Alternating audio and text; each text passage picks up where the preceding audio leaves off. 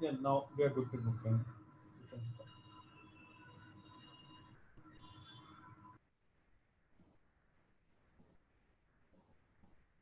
Hello.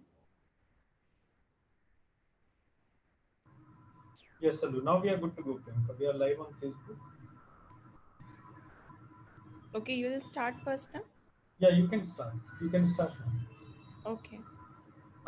Welcome, students. Welcome to the live session at Superprofs. I'm CS Priyanka Srivastav. I am mentor of your day, and today we're going to see a topic named related party transaction. And in this, we are going to cover the concepts of the related party transaction. Plus, we are going to see the amendments that we have within this. For exam point of view, your section 188 will be done after seeing this lecture, and this is relevant for CA final, CMA final, even for CS students, so anyone can watch this. Okay, so without wasting any further time, let's move towards this chapter, this topic. What is related party transaction? Before moving towards that thing, we need to know the concept of what is the relative and what is a related party. Okay, and what then we're going to see the concepts and the provision of section 188, and then we're going to see the amendments that we have in this particular topic. Let's start with this. uh, First is we're going to see what is the meaning of related party, and this lecture will be in a bilingual language, so it will be helpful for both for English students and for Hindi students as well. Okay, and now we are going to see the definition of related party. For this, we have to refer section 2 clause 76 of Companies Act 2013, and all these point which is mentioned here is with reference to a company. So a company means a director or his relative, that is a director of a company and relative of that particular director. And second is a key managerial person. KMP means key managerial person of that company. That can be a whole-time director, managing director, CEO, CFO, okay, even a company secretary, or his relative of that particular KMP. So this KMP is employed in the company in relation to which we are talking about. So this director and his relative, or a KMP or his relative, is a related party for the company. The next point that we have is a firm. A firm which is basically in which the director or a manager of our company and their relative is a partner. That is एक वो firm जिसमें कि हमारी company का director या हमारी company का manager या उनका relative is a partner, or a private company in which a director or a manager of our company and their relative is a member or a director. So that is the director or manager of our company या फिर उनका relatives is a member of that private company or a director of that private company. In that case, that private company will be the related party for our company. The next thing is a public company. A public company in which the director of our company or the manager of our company is a director, and it holds along with this more than 2% of paid up share capital of that company. That is एक public company जिसमें हमारे director या हमारे manager जो है वो director है, या फिर वो होल्ड करते हैं अपने रिलेटिव के साथ मिलकर to more than 2% of its paid up share capital. Okay, next is any body corporate that includes a foreign company or as well, or a LLP, whose board of director, that is board of director or MD of this body corporate, is accustomed to act in accordance with the advice, directions or instruction of a director और a manager of our company. मतलब एक ऐसी body corporate जिसके board of director या जिसका manager जो है, जिसके एमडी जो है, वो हमारे डायरेक्टर्स की एडवाइस, हमारे डायरेक्टर की डायरेक्शन और इंस्ट्रक्शन के ऊपर काम करते हैं. ओके, तो उस केस में this body corporate will become related party of our company, and any person on whose advice or direction or instruction or director or manager of our company is accustomed to act. Please note, आप मेरे एक question का answer दीजिए. अगर कोई professional capacity में, अगर कोई प्रोफेशनल कैपेसिटी में डायरेक्शन देता है या एडवाइस देता है हमारे डायरेक्टर्स को, then will it be considered as a related party? You can drop your answer in the chat box. But I'm giving you the answer that that particular person will not be considered as a related party. If anyone is acting in a professional capacity, he will not be considered as a related party. But in another capacity, if any person is giving advice, directions, or instruction to the director or a manager of our company, then such person will be a related party for our company. Then any body corporate which is like a holding company of our company or a subsidiary company of our company or an associate company of our company, or which is an holding, which is a subsidiary company of our holding company, that is our company is X limited, whose holding company is Y limited, and this holding company has another subsidiary company Z limited, then this Z limited will be also be the considered as related party for X limited. Okay, or any investing company, basically body corporate, which is an investing company or a venture company who has made any investment in our company, and such other person as prescribed in the rule 3. So basically all these people will be considered as related party. The second term that we're going to see right now is the word relative. So the relative is defined under section 2 clause 77. Now these both this section are important to learn. So I prefer that you should learn these section. Okay, so section 2 clause 77 of the act defines the term relative, which says basically it must be they are the members of Hindu undivided family. So in Hindu undivided family, all the members of that HUF, suppose HUF has 7 members, then all the 7 members amongst themselves will be the relative of each other, and husband and wife. So we should make a chart which says husband, wife, they are the relative, and we're talking in respect of that husband. So his father, his mother, plus his stepfather and his stepmother. They all are relative, including his son, daughter, son's wife, daughter's husband. Okay, and his brother and sister of this H.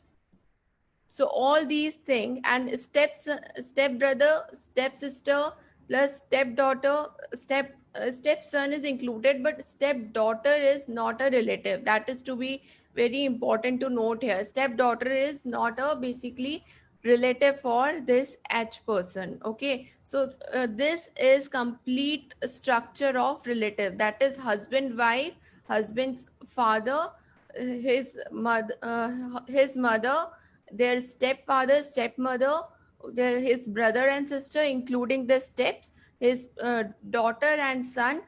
Stepson is included, but stepdaughter is not included, and stepson's or son's wife or daughter husband. So this is the total calculation of the term relative. Okay, now, let us see the concept of 188, section 188. Basically, it governs the related party transactions. That is any transaction which is entered by the company. There are list of transactions given under section 188. If those transactions are entered with a related party, okay, what is the related party that we have seen in section 2 clause 76? So that defines the word related party. So, sir, all those transactions which is given under section 188, if it is entered with those related party, and with the price at which it is being transacted is not arm's length price, that is not a price which is being entered by any two or more person who are not related. So that is, if I do a transaction with you, I'll be doing it at arm's length price. If this pen is of 10 rupees, I'm going to sell you for 10 rupees only. I will not going to sell you for 7 rupees or 6 rupees, because you are not a related party to me. So if I sell this pen to my father for 5 rupees or 6 rupees, then this type of transaction will be called as related party transaction, and then this will be covered under section 188. Do section 188 prohibit us to enter into such transaction? You can answer this. No, this is the answer is no. There is no prohibition. There is a restriction. Section 188 basically restricts to enter into such transaction. If you follow a certain procedure, you will be allowed to enter into such transaction. Even if you are not entering into arm's length price, you can do so up to a certain limit. If you are entering, you need to take a board resolution, board approval. And if you are not taking the board approval, if then it will be considered as void. And if that transaction is beyond certain amount which is mentioned in the rule 15, then that transaction need to have an approval of shareholder in general meeting. Ordinary resolution need to be passed. So there is no prohibition, there is certain restriction, there is certain procedure which is given to do this kind of transaction. Now let us see what is written here. It says it is noteworthy that Section 188 does not bar company from entering into related party transactions. So there is not a prohibition, there is a restriction. They can very well be undertaken, but after following the procedure which is prescribed as per the law, like taking permission from the board and if required from the company in general meeting when prescribed limit is exceeded, then that we have discussed. Now if the provision do not require any procedure to be followed, these transactions can also be entered without following the prescribed procedure. So if the transaction is not at arm's length price, it's basically it's at arm's length price even with the related party, and you are not required to follow any procedure as per law, then you can enter into such transaction directly. You don't need to like basically go through these procedure. If the law permits you, then you can do so. Now in this slide we are going to see the provision, that what is basically written in the law. So let's start seeing what is written and then we'll understand. So section 188 subsection 1 says specifies certain transaction, that is certain contract or arrangement which shall be termed as related party transaction if a company undertakes them with a related party. Such transactions are depicted in this diagram. So if any of these transactions from A to G entered with a related party, such transaction will be termed as related party transaction. So what it says, a company shall enter into any contract or arrangement with related party with respect to below transaction with the consent of the board. So if the uh, company is entering into these any of these transaction with a related party, then they need to take the board approval. Board resolution need to be passed at board meeting, and subject to the conditions or subject to the condition which is mentioned under rule 15, that is to be followed while passing the board resolution at the board meeting. So let us see what are the transaction. First is sale, purchase, or supply of any goods or materials. Then selling or otherwise disposing of or buying of property of any kind. Then leasing of property of any kind. Then fourth is availing or rendering any kind of services. Then appointing any agent for the purchase or sale of goods or material, services or property. Then such related parties appointment to any office or place of profit in company, subsidiary company or associate company, and underwriting the subscription of any security derivatives of the company thereof. So that is either you are like doing transaction related to goods or services, or you are like selling or buying or any kind of property in the company, or you are doing you are keeping property on lease, or like you are appointing an agent to purchase or sell goods on your behalf, or either you are appointing any person who is a related party to a office, to any post where he can generate profit from the company. What is it we're going to see in next slide. Either from company or in subsidiary company or associate company, or there is any underwriting agreement subject to the subscription of any security or derivatives of the company. So if any of this transaction occurs, you need to follow the procedure given under section 188. So it says, however, no contract or arrangement. Now if such contract or arrangement is beyond a certain limit or certain amount which is mentioned under rule 15 sub rule 3, then such transaction need to be entered only by taking prior approval of company by resolution. So that is a prior approval, that is approval आपको पहले लेना पड़ेगा, ठीक है, transaction करने से पहले ordinary resolution pass करके at general meeting. Okay, now there is a word that we have seen here, that is office or place of profit. So we should understand the meaning of this topic. So it says office or place of profit means, for this we need to refer to explanation to section 188 subsection 1 clause A, which says it means any office or place, that is any post where such office or place is held by director. If such office is held by director and he receives from company any amount by way of remuneration or over and above the remuneration, either by way of salary, fee, commission, perquisite, or any rent-free accommodation or otherwise, then this will be called as office or place of profit. Or in second case, if that person is not a director, this position is held by an individual other than director or any firm or private company or body corporate, then such individual or firm or private company who is basically holding this position is receiving from the company by way of anything, by way of remuneration, salary, fee, and any other monetary terms, then it will be called as office or place of profit. That is वो office जहाँ से आप profit earn कर रहे हो. That is what it means. Okay.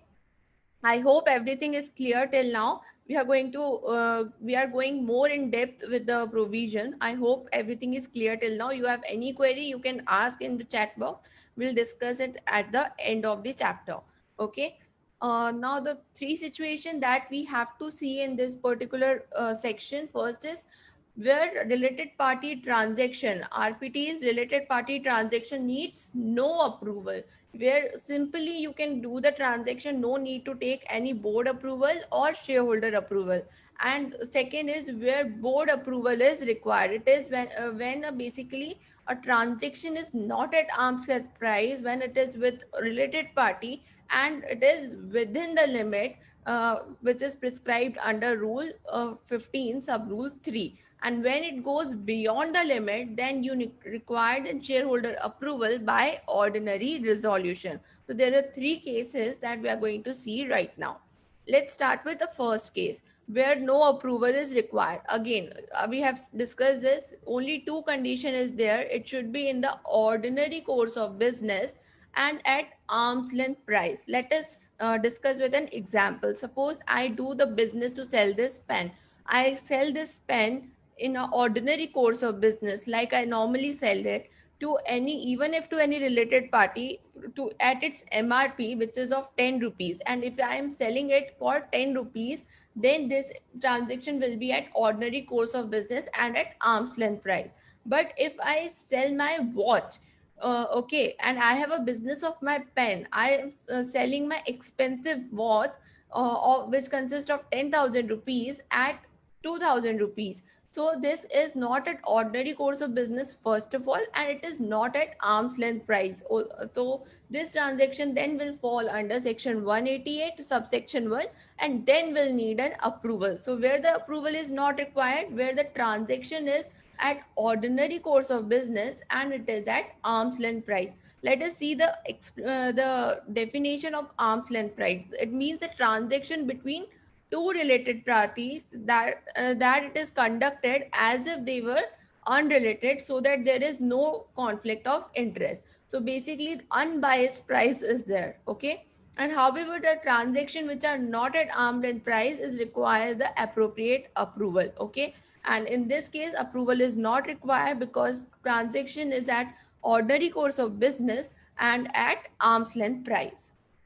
Now the next thing, that is when the board approval is required. Then I had already told you in short, but let us see what is written here. It says a related party transaction covers section 188 subsection 1, that is contract or arrangement between a company and related parties, section 2 clause 76, is not at arm's length price and does not require approval of shareholder. So it's not at arm's length price. I had explained this. And when it will not require the approval of shareholder, when it is within the limit which is prescribed under rule 15 sub rule 3, then in that case it need to be entered into by the company after obtaining the board of director consent by passing the board resolution at the board meeting and subject to the condition which is prescribed under rule 15 of companies meeting and board or meeting of board and its powers rules 2014. So basically आपको पहले approval लेनी है board of director की transaction करने से पहले, और ये कंडीशन फॉलो करते हुए आपको मीटिंग में अप्रूवल लेनी है, बोर्ड रेजोल्यूशन पास करना है. Okay, so what is the condition that is given here? So according to rule 15 sub rule 1, if a company enters into any transaction with a related party, the agenda of the board meeting at which the resolution is proposed to be moved shall disclose the following matter. So what is the agenda? It is the list of businesses to be transacted at the board meeting, जो कि हम notice के साथ देते हैं. तो उस agenda में ये सारी पॉइंट्स cover होने चाहिए. That is only the condition that is to be followed. Now what are the matters that is to be disclosed? Let us see. First is name of the related party, जिसके साथ आप transaction कर रहे हो उस related party का नाम, and the nature of relationship, that is रिश्ता क्या है आपका उस related party से, किस तरीके से वो आपसे related है.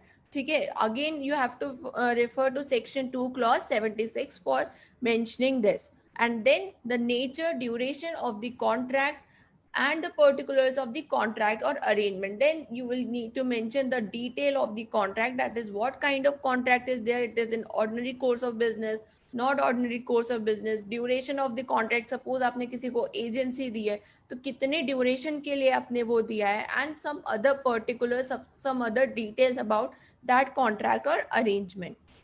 Then material terms of contract or arrangement. So there may be always involve some terms and condition while you do certain contract or arrangement. So you need to mention the important terms that may include the value of the contract and the basis on which you have arrived to that value. Okay, advance paid or received for that contract, and the manner of determining prices, that how you have come to the price with on which you have done that particular contract. If it is at arm's length price, then it's okay. If it is not, then why it is not at arm's length price, what is the reason behind it, and all the factors which is relevant to for the company to consider that contract, that is to be mentioned, and any other relevant information which is important for the board of director to take a decision, appropriate decision, that whether this transaction is in the interest of company or not. So the next thing that we are on is when we will require the approval of shareholder by passing ordinary resolution. Ordinary resolution means consent by majority, that is the vote cast in the favor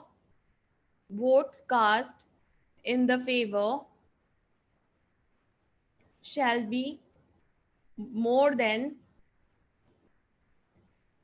vote cast against the resolution. Okay, so what it basically says that in short at least 51% shareholders की consent favor में आनी चाहिए. This is the legal term and this is the to understand. Okay, so basically जब 51% अपनी consent दे देंगे तो हम उस चीज को मानेंगे कि resolution, ordinary resolution पास हुआ है. ठीक है, in case a company enters into a contract or arrangement with a related party and the value of transaction exceeds the value mentioned under rule 15 sub rule 3, then आपको prior approval लेनी पड़ेगी by passing ordinary resolution. अब तक तो ये याद हो गया होगा I suppose. Okay, and now we're going to see the rule 15 sub rule 3 जिसके बारे में हम तब से बात कर रहे हैं. वो एकदम हीरो बन गया है हमारे टॉपिक का. तो क्योंकि अमेंडमेंट भी इसी में है, तो he is the main hero of our day. Okay. And for let us see what is written under this. So provision says basically we need to take approval by ordinary resolution whenever transaction or transactions to be entered into a contract with respect to A to E. A to E is what we have seen here. This A to E with these points. Okay. With these respects, whenever any transaction is entered into a entered uh, from A to E, okay, exceeding the amount which is mentioned under Rule 15 sub Rule 3, we need to take an approval by ordinary resolution. Okay, so what is the limit? We're going to see in next slide because it covers amendment also. But right now, just see whenever an ordinary resolution is passed, we need to annex the explanatory statement along with the notice of the general meeting in which we are passing that ordinary resolution. And in that explanatory statement, again, we need to make the sufficient disclosure about name of related party, name of director or KMP which is related, nature of relationship, nature term, material terms, monetary value, particulars of contract or arrangement, and any other information. So this is the same thing that we had seen under the disclosure that is to be made in the agenda. So it is almost the same thing, but only the presentation is different. So you need to focus on presentation while writing the answer. Okay. Now let us come to the amendment, because amendment is in the rule 15 sub rule 3 itself. So we'll compare the amendment with the previous one also. So let us see when the amendment has come and what is the effect of it. So the date of amendment is on 18th November 2019. The MC has notified the amendment. In amendment has basically come in the rules, that is companies meeting of board and its power rules 2014, by bringing a new rule named companies meeting of board and its power second amendment rules 2019. These are the amended rules, and the amendment pertain to the revision and threshold limit. तो वो जो limit पहले थी जिसके basis पे हम जब से बात कर रहे हैं, वो लिमिट को रिवाइज कर दिया गया है एमसीए ने. ठीक है, for entering into RPT transaction. Now by a company and beyond such limit you need to take an approval of shareholder. So only the limit is changed, but again it is important to learn, and the question will come in the examination related to this. Okay. So the key highlight of the notification is that section 188 requires approval of board. We have seen that the first proviso of section 188 requires that we need to take prior approval of shareholder if it exceeds the limit. Now we'll see the limit. So there is a revision in this limit. Now you can see this particular table. I just give you a second to like go through this, where I have given here the name of the rule, prescribed transaction. This is the old rule. Okay. And this is the amended rule. I had given you both because if examiner try to confuse you, you are clear with what was the previous rule. Okay. So the first transaction that we has to enter is sale, purchase or supply of any goods or material. So the first transaction that we have enter, in that transaction the earlier limit was 10% or more of the turnover. So suppose turnover is 100 crore, then it will be 10% of that turnover, that is 10 crore, or 100 crore, whichever is lower. So 10 crore or 100 crore, whichever is lower, it is 10 crore. So this was as per the old rule. Now what the new rule says, it says 10% or more of turnover. This 100 crore limit is deleted now. It is not applicable anymore. Okay. So what second point says, selling or disposing of property of any kind. Now when the goods and material kind of thing is there, when it is related to revenue based thing, you can see the limit is, I'm just giving you a method to learn.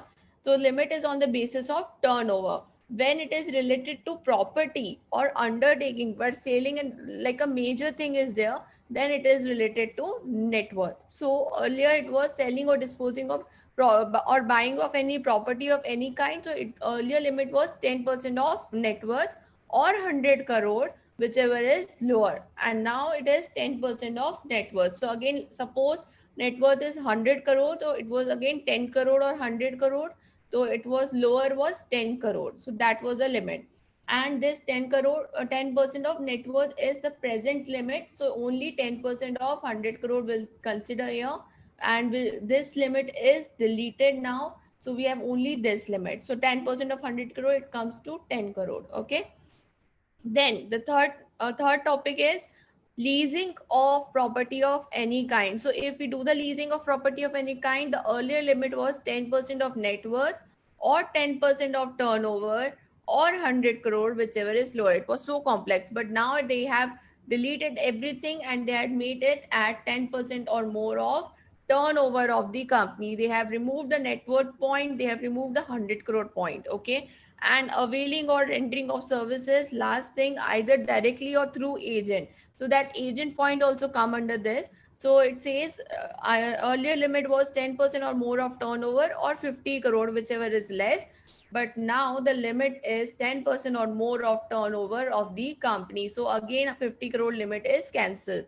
Now, why such amendment they had made? Because basically here I have written the reason for your reference also, and I'm going to explain you right now. Basically, existing rules specify the minimum values at 100 crore or 50 crore, irrespective of the size of the company, beyond which the shareholder required approval. So there, so thus, to do for ease of doing business, for reducing the compliance burden, basically the RPT are covered in within. Large number of the transaction were used to cover in the earlier sense, but now it has been reduced and more RPTs now can be covered under this. Okay. And the amended rule seeks to ease the compliance burden on large company, since the threshold is now only linked to turnover in mostly cases. So basically, to reduce the compliance burden for ease of doing business, as right now the business of most of the companies are going down, they had brought this particular changes. Now we just need to see turnover or net worth. For this, we need to refer the latest audited balance sheet of the company, that is financial statement of preceding financial year. So suppose if you are standing in 2021, then you need to take the balance sheet or financial statement up to 31st March 2020. So for this particular date, whatever financial statement is available to you, you have to refer that. Okay. It is also clarified that above limit, it is an important point, above limit will apply to the transaction that is either entered into individually or together with previous transactions during the year. So this basically limit covers to all the transactions that you have entered in a year, either individually or together with all the related party transaction that you have entered in a year. It is not for a single transaction, it is for the transaction in aggregate. Now there is one more amendment that is left with here, exemption related. So for this, you need to go through first and second proviso of section 188. And also we need to see some two more limits that was related to that we have seen here. Point this and this. For this, the limit is basically 2.5 lakh monthly remuneration. So for office or place of profit, this particular thing cannot exceed, the monthly remuneration cannot exceed 2.5 lakh rupees. If it exceeds, then shareholder approval is required. And for underwriting, 1% of net worth is the maximum commission that we can give to him. And if we give it beyond this, then again shareholder approval is required. Now we have to see these two notes. It says basically, according to rule 15 sub rule 2, if any director is interested in a contract or arrangement, he shall not be present in the meeting during the discussion, and he also cannot vote. If he is not present, then how will he will be voting? Okay. So no, he cannot be present and he cannot vote. And similarly for the related member, he can be present in the meeting, but he cannot vote on the matter on in which the resolution is be passed for approving any contract or arrangement in which he is related. Okay. But this particular second proviso is not applicable if any company, basically in any company, 90% or more members are related to each other, like Reliance. They all are one family. The most of the members are like of one family. So if the in any subsidiary or sister concern of the Reliance, 90% or more members are like related to each other, then they do not required to comply this provision. That means they can vote on the transaction in which they are related also. And it is also not applicable to private company who has not default in made a default in filing its financial statement or annual return. Okay. And the next thing is for this is also an amendment which has come in 2nd March 2020. And in this, basically, what it says, the central government has issued some exemptions. Earlier also there was a certain exemption, that was that whenever a government company is basically doing any such related party contract or arrangement with any other government company, or when a government company is entering into any transaction with other company which is not a listed company, basically a government company which is not a listed company, and he is doing a contract or arrangement with other company with the approval of concerned ministry, then first and second provision is not applicable. That is, board of director vote कर सकते हैं और share holder भी vote कर सकते हैं अगर वो इंटरेस्टेड है, अगर वो रिलेटेड है तो। ठीक है, बट अमेंडमेंट क्या आया है, अमेंडमेंट में उन्होंने जो एग्जेम्पशन का दायरा है वो बढ़ा दिया है। तो basically they have increased the scope of amendment, which says the government company can like enter into an agreement with the another government company plus with the central government or with the state government or any combination, and the B point is same. So this is only what the changes come in this particular exemption thing. Okay. Now, there are certain exemptions which is given under the act, which says basically when a transaction is between a holding company and wholly owned subsidiary whose accounts are consolidated and placed before the shareholders at general meeting, they do not require to take an approval by ordinary resolution by the members. Why? Because they had already disclosed the item in the consolidated financial statement.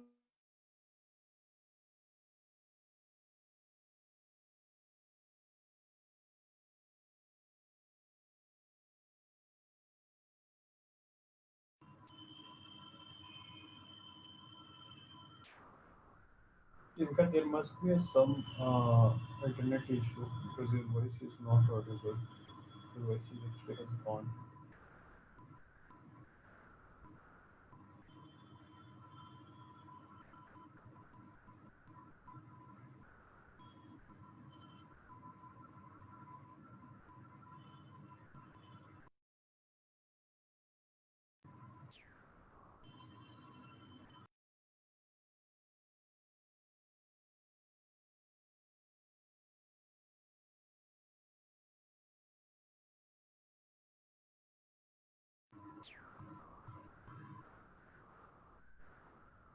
Hello everyone. I guess Professor Priyanka ma'am's का internet connection lost हो गया है. So we have this session tomorrow as well. So from here onwards, probably we will continue tomorrow.